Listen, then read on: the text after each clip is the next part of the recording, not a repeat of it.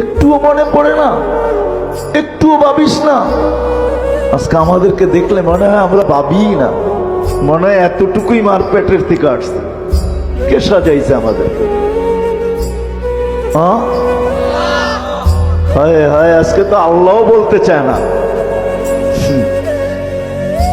আল্লাহর নামও আমরা উচ্চারণ করতে চাই না, ঠিক না?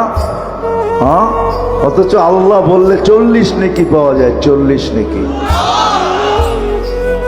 শুধু এটা না, নেকির মাসলা না। আমার সাথে চলেন, আমি ডাক্তার দেখায় দিব আপনাকে।